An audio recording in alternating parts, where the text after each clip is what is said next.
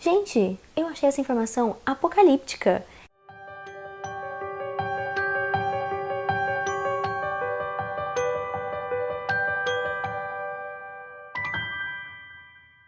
E aí, mundo, como vocês estão? Espero que esteja todo mundo bem. Sejam bem-vindos a mais um vlog. Fazendo esse vlogzinho pra vocês acompanharem meu dia a dia, minhas leituras, um pouquinho da minha rotina, né? Eu acabei de chegar da faculdade, eu tive prova hoje, então ainda tô meio desnorteada assim, sem nem saber o que pensar, porque, sabe, quando a gente tem prova no dia, a gente só pensa na prova. Comigo, pelo menos, é assim, sabe? Eu não consigo mais pensar em outras coisas. Então, hoje, eu não tenho mais aula agora no período da tarde, e, apesar de eu ter algumas atividades da faculdade pra fazer, pra entregar essa semana, eu não vou conseguir fazer hoje porque hoje eu tive prova. Então, assim, já foi um estresse muito grande pra um dia só, sabe? E aí, quando eu cheguei, tinha esse pacote lá na portaria. Vamos abrir juntos aqui este livro.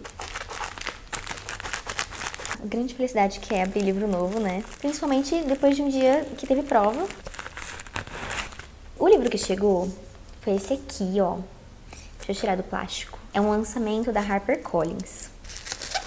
É o lado sombrio dos contos de fadas, da Karen Rueck, a origem sangrenta das histórias infantis. Olha essa capa, gente, que bonita a ilustração, a maçã envenenada aqui. Vencedor do Prêmio Abril de Jornalismo. Esse é um livro que vai falar, adivinha do que? Do lado sombrio dos contos de fadas, isso mesmo. É um livro de não ficção que a autora fez uma, intensa pesquisa pra contar, a história por trás dos contos originais, os mais famosos, assim. Então, ela vai contar primeiro como que é na real, né, o conto original, porque, assim, os contos que a gente conhece, como é no dia a dia da Disney e tal, é tudo infantilizado, tudo com romance, com final feliz, sempre personagens se dando bem no final, sem muita violência também. Só que os contos originais, por exemplo, dos irmãos Grimm, o negócio é diferente, sabe? Tem muito sangue, tem mais morte, tem mais coisa bem mais macabra. Então, eu estou vendo as informações aqui nesse papelzinho pra falar tudo certinho pra vocês, né? Então ela vai, trazer o conto real e também falar as origens, o que inspiraram esses contos reais, né? Quais foram as lendas, os mitos, o folclore que inspirou o conto de fada na sua forma original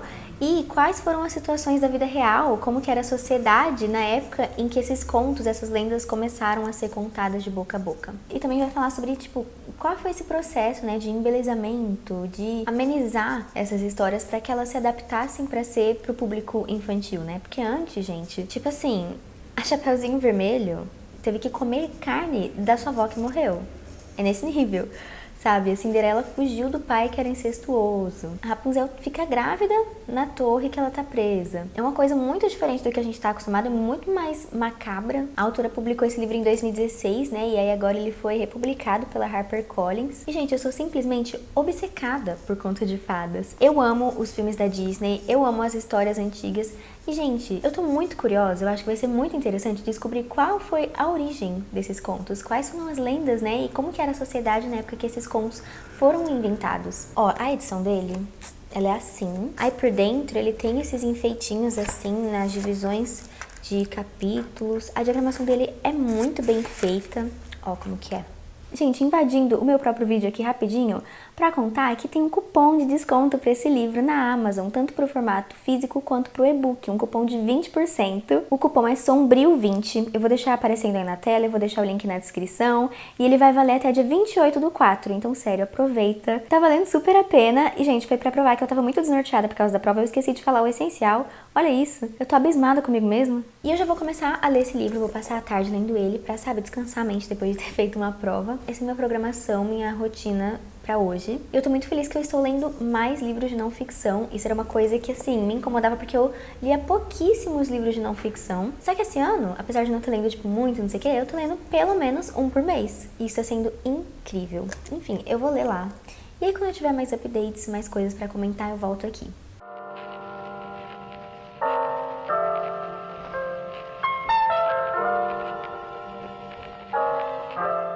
Ai, a menina que mora comigo chegou bem nessa hora e começou a me zoar. Você tá se filmando lendo? Aquela moça ali na janela quando... Certamente! Tem que colocar esse áudio, deu rindo pra caralho, né? Amiga, isso é bullying! Isso já é bullying!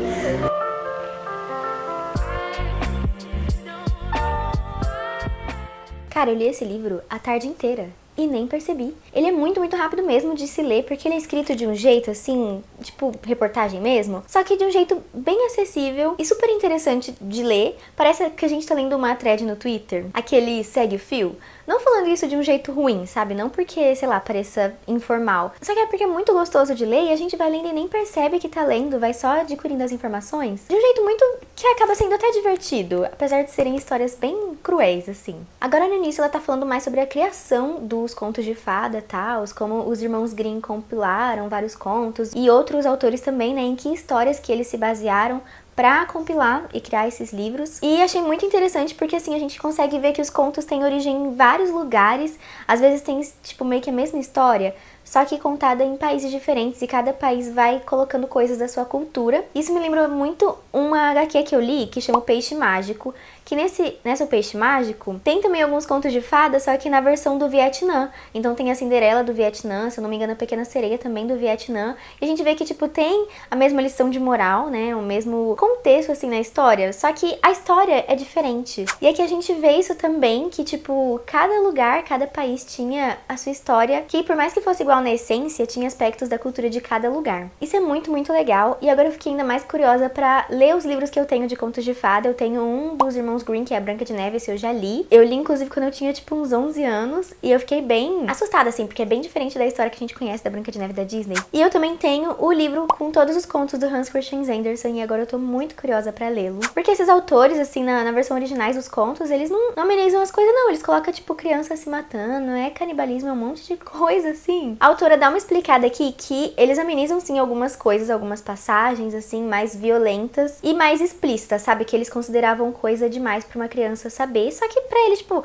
coisa violenta no sentido de morte não era ruim pra uma criança ler, sabe? A gente vê aqui que a pesquisa da autora é realmente muito extensa. Nossa, ela foi, tipo, muito longe pra entender tudo. E ela traz tudo aqui explicadinho pra gente. Ela dividiu o livro em temas, né? E ela comenta algumas histórias que são as que ela mais considera importantes e que mais são conhecidas, e ela vai destrinchando o que essa história significava e o que foi que inspirou essa história no contexto social em que cada história foi escrita. Eu achei muito bom o livro ser dividido assim por tema, porque a gente consegue entender direitinho o que é cada assunto de cada parte do livro. Eu tô achando ele muito interessante, tô aprendendo bastante coisa. É muito legal a gente saber sobre as variantes ancestrais, assim, dos contos. Inclusive tem alguns até que parecem histórias brasileiras, mitos aqui do folclore brasileiro. Tem um livro que eu já li que se chama Contos Tradicionais do Brasil, que é do Câmara Cascudo, que tem também meio que contos de fadas, só que abrasileirados, assim, né, histórias populares aqui do Brasil, que também são bem sanguinários, tem coisas bem pesadas ali, e a gente vai vendo como essas histórias atravessaram continentes e tem, tipo, meio que a mesma história em cada lugar, com coisinhas diferentes aqui e ali.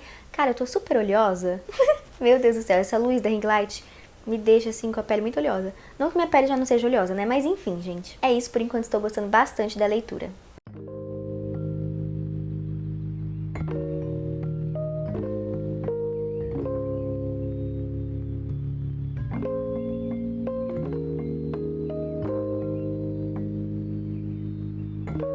Gente, vim aqui em um canto na minha faculdade pra fazer um update sobre o livro. Eu espero muito que ninguém apareça, porque se aparecerem eu vou querer me jogar daqui.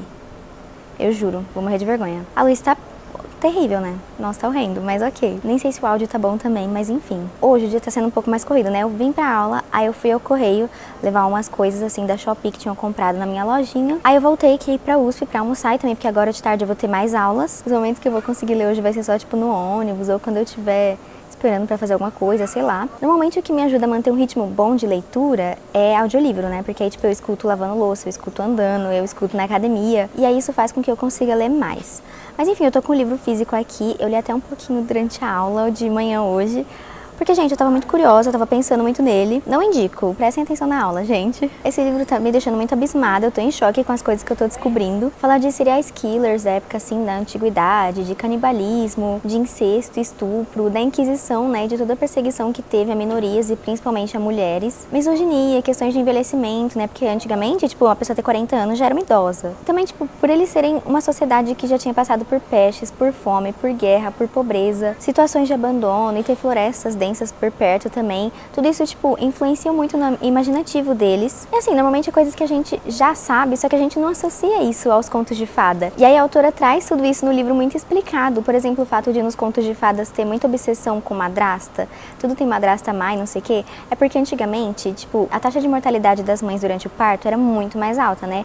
Então muitas mães morriam assim, e aí os maridos, pra não cuidar dos filhos sozinho, eles tinham que casar de novo. E aí era muito comum ter madrasta, e as madrastas, assim, por questões de pobreza, assim, elas iam dar mais preferência pros filhos de sangue dela do que pros enteados. Então por isso que surgiu tudo isso de madrasta má nas histórias. E antes, né, os contos de fada eram usados pra dar lição de moral, segundo os costumes da época. Então era tipo assim, a Chapeuzinho Vermelho.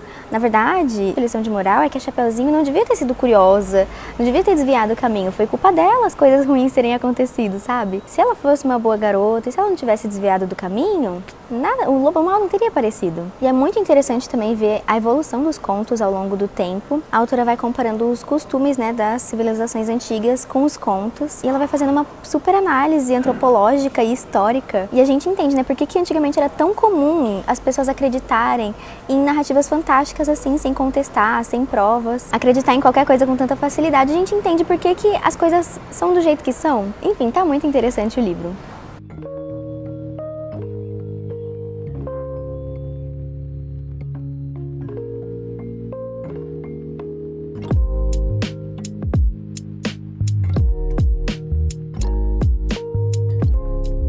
Indo pra faculdade atrasadíssima, como de praxe, né? Tô gravando na rua mesmo que nem maluca. A luz tá horrível também e eu tô morrendo de calor porque eu tô tendo que vir de jaqueta, porque ela não cabe dentro da minha mochilinha. Não dá pra ver a mochilinha. Eu moro em São Paulo, não dá pra sair de casa sem jaqueta.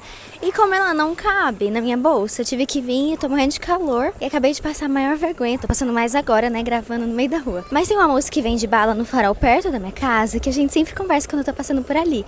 Aí a gente foi se despedir, ela me desejou boa aula. E eu falei pra você também. Eu vou me matar. Enfim.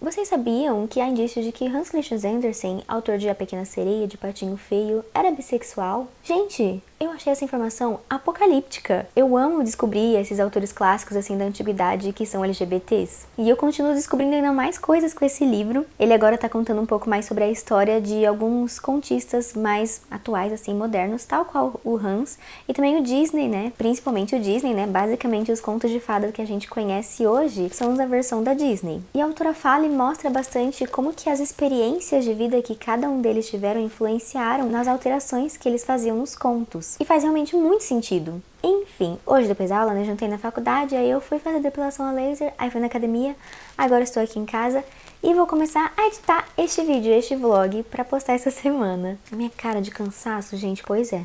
É assim. Como que eu consigo conciliar tudo fazendo tudo mal feito e ficando com essa cara de exausta?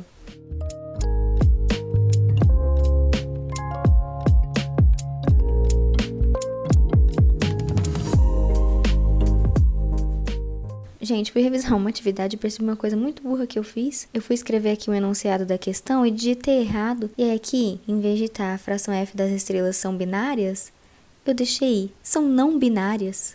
Vê se pode. E pior que eu enviei desse jeito, a atividade já foi enviada, eu enviei assim, só agora que eu reparei, só agora que eu fui apagar, porque são não binárias e foi assim.